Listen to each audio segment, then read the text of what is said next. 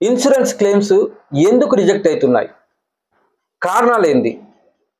మరి ఆ insurance reject కాకుండా ఉండాలంటే బీమా అంటే రక్షణ, కష్టకాలంలో ఆదుకుంటుంది అనే నమ్మకం.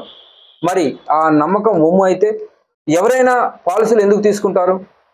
వారి ఫ్యామిలీ రోడ్డు మీదకి రాకూడదు అనే ఒక ఉద్దేశంతోనే కదా. మరి ఆ యొక్క సదుద్దేశం నిజమవుతుందా అని చాలామందికి డౌట్ ఉంటుంది. మీరు డౌట్ పెట్టుకోకండి. ఆ యొక్క మంచి విషయం కంపల్సరీగా జరిగి తీరుతుంది. ఎందుకంటే IRDA అనే సంస్థ ఇన్సూరెన్స్ కంపెనీలపై అజమాయిషితో వారి యొక్క రూల్స్ అండ్ రెగ్యులేషన్తో అన్ని ఇన్సూరెన్స్ కంపెనీలు పనిచేస్తాయి. కాబట్టి డెత్ క్లెయిమ్ గురించి మీరు సందేహపడ అవసరం లేదు. కాకపోతే మీరు ఎందుకు క్లెయిమ్స్ రిజెక్ట్ అవుతాయో మీరు తెలుసుకోవాలి. సో తెలుసుకునే ముందు నేను MK Shankar, welcome to our channel Shankar's advisory.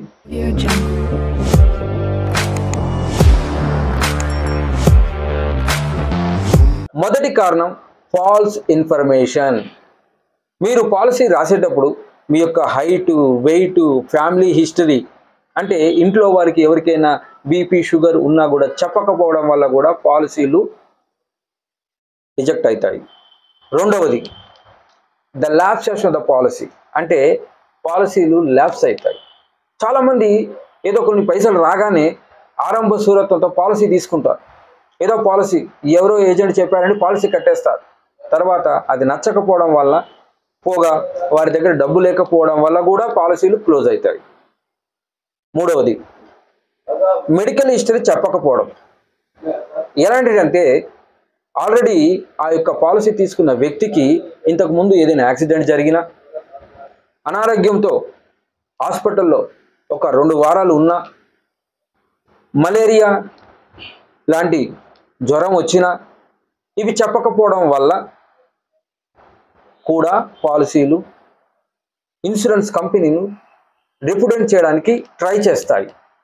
నాలుగవది హైడింగ్ అదర్ ఇన్సూరెన్స్ పాలసీస్, అంటే ఆ యొక్క వ్యక్తికి ఆల్రెడీ పాలసీలు ఉంటాయి, అవి ఆయన ఈ పాలసీలో డిస్క్లోజ్ చేయడు. ఎందుకు డిస్క్లోజ్ చేయడంటే, ఫర్ ఎగ్జాంపుల్ ఇంతకుముందు పాలసీలో 25 లక్షలు ఉంటుంది సమ్మర్ష్యూర్డ్, ఈ దాంట్లో ₹1 కోటి సమ్మర్ష్యూర్డ్ ఉంటుంది తీసుకోబోతున్నాడు. అంటే ఇక్కడ 2 కలిపితే ₹1,25,00,000 అవుతుంది. సో కంపల్సరీ మెడికల్ వస్తుంది. ఆ మెడికల్ తప్పించుకోవడానికి అతడు చెప్పడు. ఇక్కడ మీకు కండిషన్ ఉంటుంది, 2 సంవత్సరాలు దాటితే చెప్పని అవసరం కూడా లేదు, కానీ 2 సంవత్సరాల లోపలైతే మాత్రం కంపల్సరీగా చెప్పాలి. ఐదవది ఫైలింగ్ రాంగ్ ఇన్ఫర్మేషన్, అంటే కొన్ని పాలసీలు రావాలంటే అతడికి డిగ్రీ ఉండాలి, అతడి ఏజ్ మీద ప్రీమియం క్యాలిక్యులేషన్ అవుతుంది. ఏజ్ తక్కువ చెప్పడమైనా జరుగుతుంది, లేదా డిగ్రీ లేకపోయినా డిగ్రీ ఉన్నట్టుగా చెప్తారు. సో తర్వాత హైట్, వెయిట్ కూడా కరెక్ట్గా మెయింటైన్ చేయరు. ఇలాంటివి ఇన్సూరెన్స్ గారు పట్టుకున్నారంటే క్లెయిమ్ను రిజెక్ట్ చేసే ఛాన్స్ ఉంది. ఏడవది పాలసీ ఎక్స్క్లూషన్స్, అంటే పాలసీ ఇచ్చేటప్పుడే ఇన్సూరెన్స్ కంపెనీ వారు కొన్ని ఎక్స్క్లూషన్ చెప్తారు. వార్, దొమ్మి, కొట్లాట్లు, ఇలాంటి దాంట్లో దొంగతనం జరిగి చనిపోయినప్పుడు ఇలా కొన్ని ఎక్స్క్లూషన్స్ ఉంటాయి.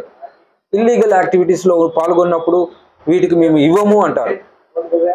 సో ఇలాంటివి ఉన్నప్పుడు కూడా మీ క్లెయిమ్ రిజెక్ట్ అయ్యే ఛాన్సెస్ చాలా ఎక్కువగా ఉంటుంది, చూసుకోవాలి. దీనికి పొలిటికల్ ఇన్ఫ్లుయెన్స్ ఉంటుంది, వారు పాలసీ చేసేటప్పుడు పొలిటికల్ ఇన్ఫ్లుయెన్స్ చెప్పరు.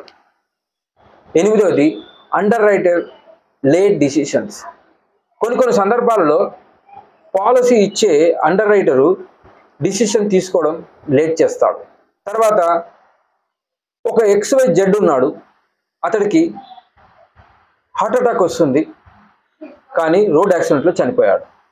ఇలాంటప్పుడు అండర్ రైటర్కు డిసిషన్ మేకింగ్ అనేది చాలా తలకాయ నొప్పిగా ఉంటుంది. అంటే ఇక్కడ ఆయన రోడ్ యాక్సిడెంట్లో చనిపోయాడా, చనిపోతే డబుల్ క్లెయిమ్ వస్తుంది, అనారోగ్యంతో చనిపోతే సింగిల్ సమ్ అష్యూర్డ్ వస్తుంది. కాబట్టి ఇలాంటప్పుడు కూడా డిలే అవ్వడం వల్ల క్లెయిము వాళ్ళు కావాలని రిజెక్ట్ చేసే ఛాన్స్ కూడా ఉంటుంది. కాబట్టి మెడికల్ గ్రౌండ్లో ఉన్నప్పుడు ఎఫ్ఐఆర్ చాలా మెడికల్ రిపోర్ట్ సమ్మరీ అన్నీ చాలా జాగ్రత్తగా చూసుకోవాలి. 9వది పాలసీ ఇన్ఫర్మేషన్ తెలియకపోవడం వల్ల. అంటే వారు పాలసీ గురించి ఏజెంట్ చెప్పగానే తీసుకుంటారు, తీసుకున్న వెంటనే ప్రీమియం కూడా కట్టేస్తారు. రాను రాను రాను ఆ పాలసీ నచ్చకపోవడం వల్ల పాలసీని వాళ్ళు కంటిన్యూ చెయ్యరు. ఇక నష్టపోయింది ఎవరు? Point early claims. For example, ఒక వ్యక్తి పాలసీ తీసుకొని 2 సంవత్సరం లోపల చనిపోతే, అంటే 48 monthsలో చనిపోతే, ఇక్కడ ఇన్సూరెన్స్ కంపెనీ వారు కొంత డిలే చేస్తారు క్లెయిమ్ ఇవ్వడానికి. కాకపోతే మన సైడ్ అన్ని కరెక్ట్గా ఉంటే ప్రాబ్లం లేదు. కొన్ని సందర్భాల్లో ఏమవుతుందంటే XYZకి బీపీ షుగర్ కానీ ఉంటే వారు చెప్పకపోవడం వల్ల అనుకోకుండా ఏమైనా జరిగితే ఎంక్వైరీ పడుతుంది. ఎంక్వైరీలో మన సైడ్ పాజిటివ్గా వస్తే మన క్లెయిమ్ వస్తుంది, పాజిటివ్గా లేకపోయినా క్లెయిమ్ రాదు. ఓకేనా? 11వది drunk and drive. Policy holder తాగి డ్రైవ్ చేసిన, తను ఆ యొక్క డ్రైవింగ్లో చనిపోతే, రోడ్ యాక్సిడెంట్లో చనిపోతే, మరియు రాంగ్ డైరెక్షన్ వెళ్ళి చనిపోతే, ఇక్కడ కంపెనీలు రిజెక్ట్ చేయడానికి ట్రై చేస్తాయి. 13వ పాయింట్ స్మోకింగ్, నాన్ స్మోకర్. మీరు ఇన్సూరెన్స్ తీసుకునేటప్పుడు ఏజెంట్ మిమ్మల్ని అడుగుతారు, మీరు సిగరెట్ తాగుతారా సార్, మీకు డ్రింకింగ్ హ్యాబిట్ ఉందా, స్మోకింగ్ హ్యాబిట్ ఉందా అని. మీరు నిజాయితీగా చెప్తే ప్రాబ్లం లేదు.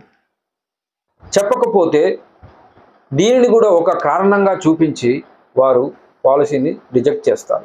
చెప్తే ఏం ప్రాబ్లం లేదు, దానికి ఒక మెజర్మెంట్ ఉంటుంది.